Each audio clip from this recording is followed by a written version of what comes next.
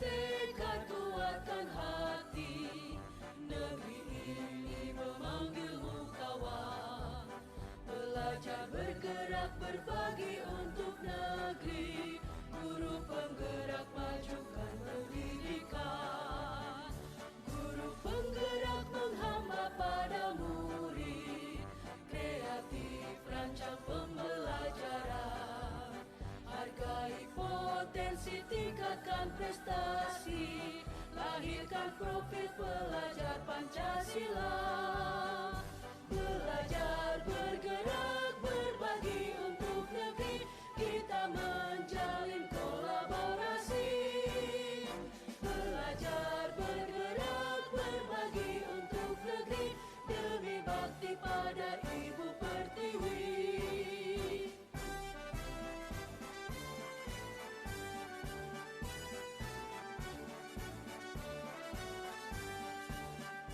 Bulatkan tekad, kuatkan hati, negeri ini memanggilmu kawan.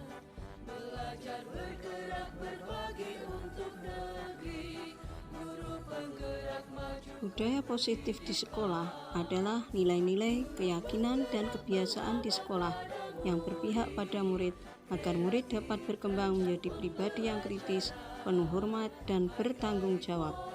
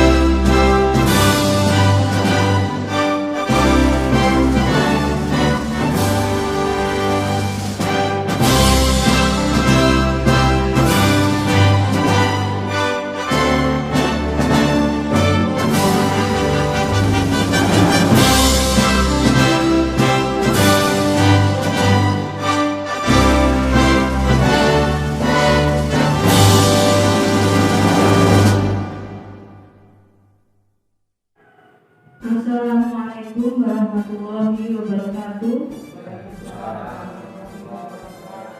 Pada Ibu Kepala Sekolah SD Negeri 1 Kesing yang saya hormati, Bapak Ibu Guru SD Negeri 1 Kesing yang saya hormati, terima kasih atas kehadirannya dalam kesempatan ini.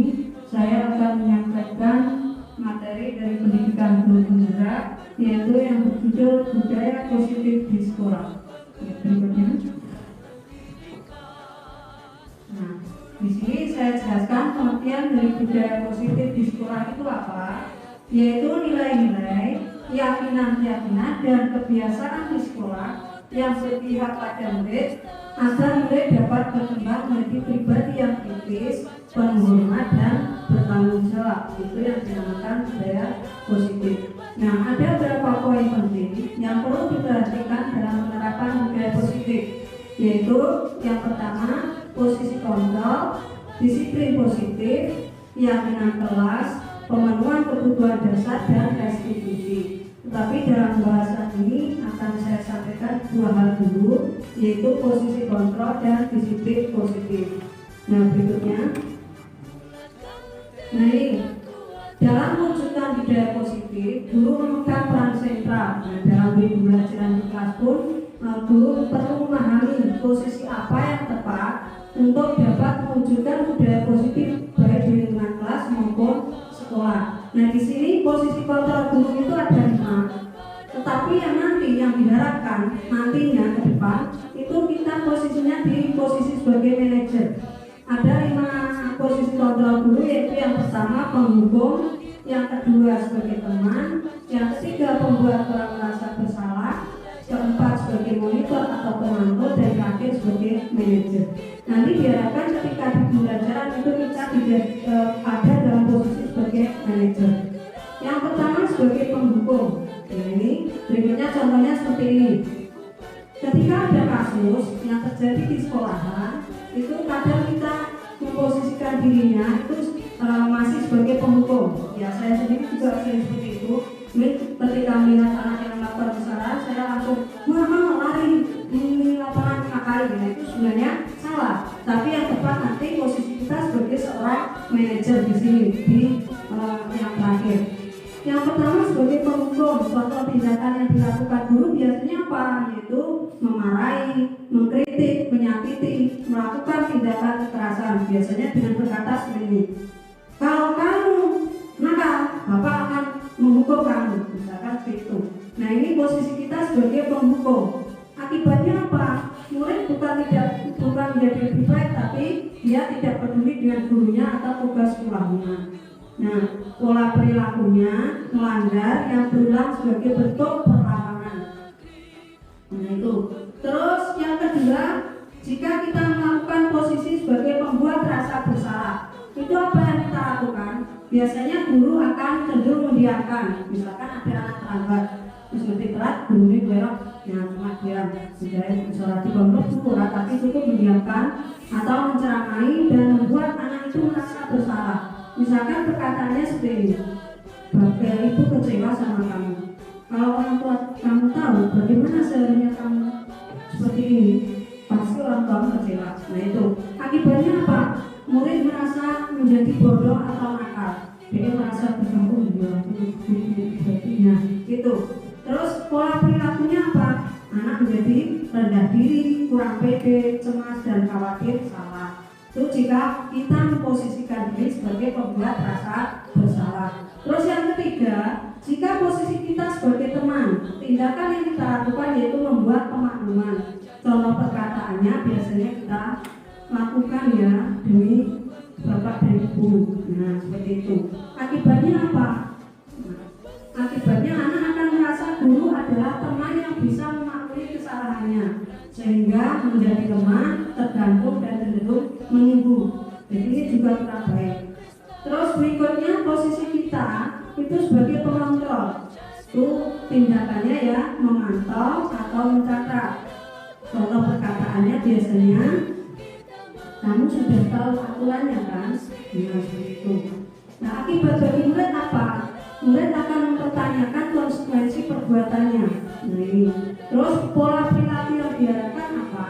Itu anak cenderung akan menunggu biasanya pemberian ganjaran atau reward. Ini juga kurang bagus karena motivasinya belum dari kesadaran anak. Nah, nanti yang diharapkan itu ketika melakukan kesalahan, anak itu sadar bahwa yang dilakukan itu salah. Nah terus yang terakhir ini yang diharapkan diperankan dari dalam diri anak. Jadi anak sadar bahwa yang dilakukan itu salah. Nah dalam posisi kontrol manager itu untuk menumbuhkan disiplin pada diri murid, guru berperan sebagai kontrol manager yang bertanya dan membuat kesepakatan kelas. Nah bila murid melakukan kesalahan atau pelanggaran, bukan menuduh, memberi hukuman atau sebagai teman, tetapi sebagai seorang pamong, menuntun atau memberi tuntunan agar anak dapat menemukan kemerdekaannya dalam belajar. Anak diberi tuntunan bahwa yang dilakukan itu salah. Anak diberi tuntunan bagaimana memperbaiki tingkah lakunya, itu yang penting. Ya, tuh itu ketika posisi kita sebagai seorang manajer di dalam kelas. Terus berikutnya. Nah, ini berikutnya yaitu disiplin positif. Kalau biasanya ketika menerapkan disiplin itu kita biasanya akan cenderung keras. Kamu harus seperti ini, harus seperti itu. Tapi itu kurang tepat. Tetapi ada disiplin positif, yaitu sebuah model disiplin yang difokuskan pada perilaku positif murid agar menjadi pribadi yang terhormat dan bertanggung jawab. Kebalikan dari disiplin positif adalah disiplin negatif yang berfokus pada hukuman. Nah, disiplin negatif di sini akan memberikan dampak yang buruk, yaitu cenderung menghambat perkembangan sosial, emosional, dan keterampilan hidup murid. Nah, misalkan kalau awalnya nanti ya, sebelum kita menerapkan disiplin positif itu, kita semua dianjurkan dalam setiap kelas itu membuat kesepakatan kelas, yaitu aturan-aturan yang dibuat oleh murid bersama guru. Apa yang tidak boleh dilakukan di dalam kelas. Nah, itu nanti kalau melanggar dampaknya apa, bukan hukuman tapi nanti kedepannya anak harus melakukan apa. Itu sebelum kita melaksanakan disiplin positif itu hendaknya kita membuat kesepakatan kelas bersama siswa-siswi kita di dalam kelas. Terus berikutnya, nah ini kesepakatan kelas itu apa? Yaitu berisi aturan untuk membantu guru dan murid dalam bekerja sama membentuk kegiatan belajar mengajar yang efektif. Kesepakatan kelas tidak hanya berisi harapan guru terhadap murid, tapi juga harapan murid terhadap guru. Jadi dalam membuat kesepakatan kelas itu nanti diharapkan bersama-sama adanya kerjasama antara guru dan murid. Apa yang harus dilakukan di dalam kelas, apa yang tidak boleh dilakukan di dalam kelas. Terus berikutnya, sebagai guru, kita harus mengetahui kebutuhan dasar dari peserta didik yang harus terpenuhi. Kebutuhan dasar manusia secara umum ada 5 hal, yaitu kebutuhan untuk bertahan hidup, kebutuhan akan cinta dan kasih sayang, kebutuhan akan penguasaan, kebutuhan akan kebebasan, dan kebutuhan akan kesenangan. Jika kita tahu kebutuhan yang harus dipenuhi bagi peserta didik, maka kita dapat mempelajari kesalahan yang dilakukan oleh peserta didik dikaitkan dengan usaha pemenuhan kebutuhan yang ada tadi. Kadang peserta didik melakukan kesalahan karena hanya untuk menarik perhatian dari rekan yang lain atau perhatian dari gurunya. Ada yang sengaja melakukan perbuatan negatif karena ingin diperhatikan. Hal ini didasarkan atas pemenuhan kebutuhan karena kurangnya cinta, perhatian, dan kasih sayang. Ada pula anak yang melakukan pelanggaran atau melakukan kesalahan karena kesenangan pribadi. Misalkan mereka usil mengganggu temannya karena merasa senang jika temannya merasa terganggu. Ada juga anak yang melakukan kesalahan karena ingin menjadi penguasa. Misalkan dia melakukan pemalakan itu karena ingin menguasai temannya, ingin dianggap superior, dan bahkan ingin dianggap yang nomor 1 dibandingkan teman-temannya. Ada hal lain yang mendorong anak melakukan pelanggaran atau kesalahan. Misalnya karena ingin memenuhi kebutuhan hidupnya untuk bertahan. Nah, di sini misalkan anak merasa lapar, lalu dia tidak membawa uang saku, tidak membawa bekal, maka untuk mempertahankan hidupnya karena terhindar dari rasa lapar, ada anak yang melakukan pelanggaran, misalkan dengan merebut makanan bekal dari temannya. Nah, ini sudah termasuk pelanggaran yang dilakukan karena dia ingin memenuhi kebutuhan dasar hidupnya. Ada lagi anak yang melakukan kesalahan karena ingin bebas. Misalkan karena di rumah anak merasa tertekan dengan tugas-tugas dari orang tuanya, dengan tekanan dari orang tuanya yang misalkan anaknya ingin mendapat nilai yang baik, lalu orang tuanya menekan. Itu di sekolah anak melakukan pelanggaran dengan mencari kebebasan. Misalkan sengaja tidur, tidak mengerjakan tugas. Nah, itu sebagai ungkapan jiwa mereka yang ingin bebas dari segala tekanan.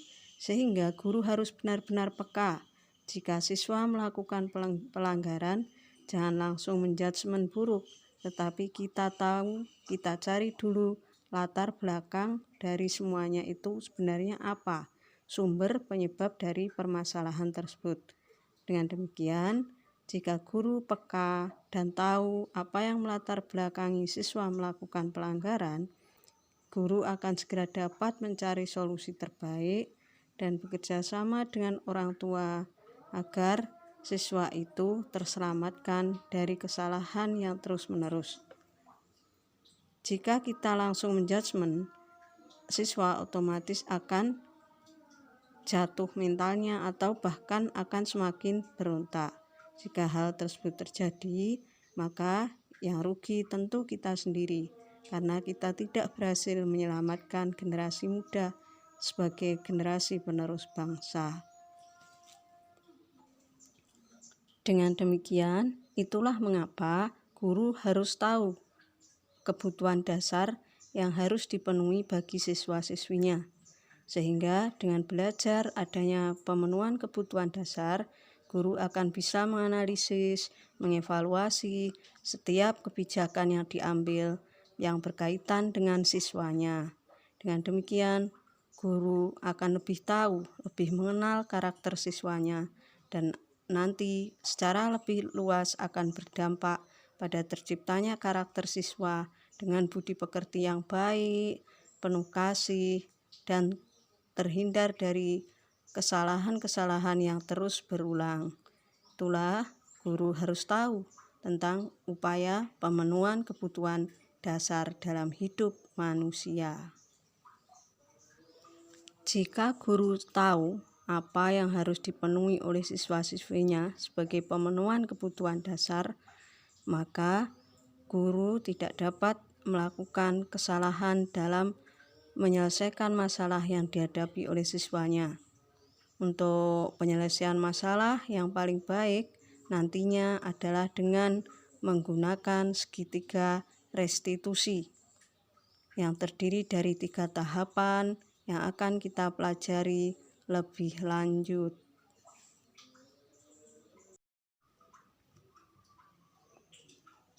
Berikutnya, apabila peserta didik melakukan kesalahan, kita jangan langsung menghakimi, tetapi seperti tadi, kita harus berperan sebagai seorang manajer dengan menerapkan segitiga restitusi.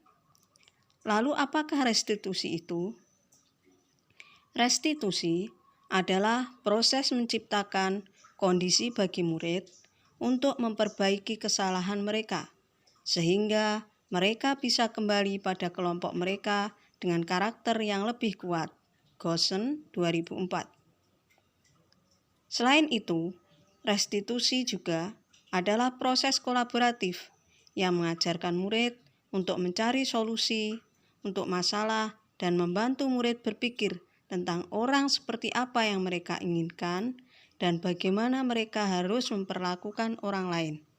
Jadi, ketika murid melakukan kesalahan, kita jangan lantas memvonisnya, menghukumnya, tetapi kita harus tahu latar belakang apa murid melakukan kesalahan. Sebaiknya kita terapkan segitiga restitusi ini. Segitiga restitusi itu ada tiga hal yang perlu dipelajari, yaitu yang pertama, menstabilkan identitas. Di sini ketika anak melakukan kesalahan, itu kita menstabilkan identitas dengan apa? Dengan menanyai mereka. Setiap orang pasti pernah melakukan kesalahan. Ya, kita gali apa yang melatar belakangi murid melakukan kesalahan, sehingga murid akan bercerita sendiri tanpa kita paksakan. Terus yang kedua, yaitu validasi tindakan yang salah.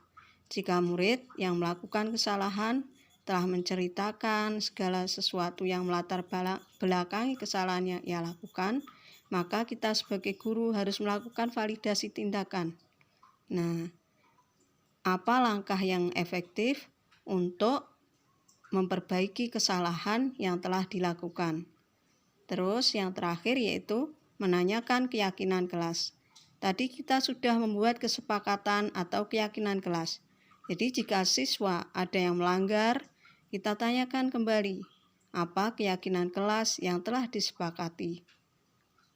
Dan dari situ kita tahu ingin menjadi apa mereka kelak, sehingga kita akan berusaha untuk mengajak murid itu menggali dirinya sendiri, sehingga tidak menghakimi kesalahan mereka, tapi kita mencari alternatif solusi untuk menyelesaikan permasalahan yang mereka hadapi. Itu tadi tentang segitiga restitusi yang perlu kita terapkan bagi peserta didik.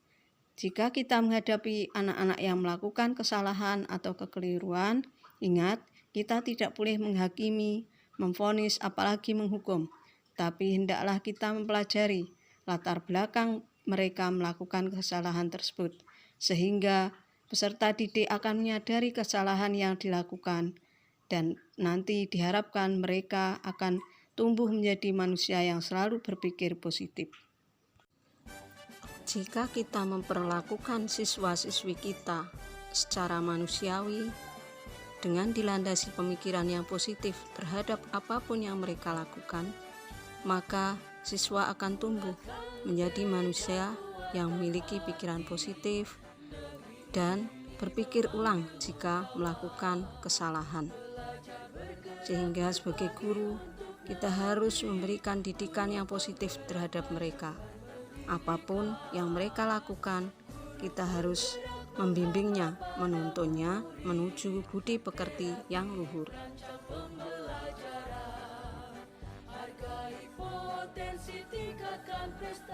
Kasus siswa kelas 4. Hari ini, siswa kelas 4 melaksanakan ulangan harian tema 6. Semua anak terlihat antusias untuk mengerjakan soal ulangan, kecuali Fajar. Ia merasa gelisah. Tak satu pun soal mampu ia jawab. Akhirnya ia menggunakan jalan pintas, yaitu dengan menyontek. Bagaimana penyelesaian kasusnya?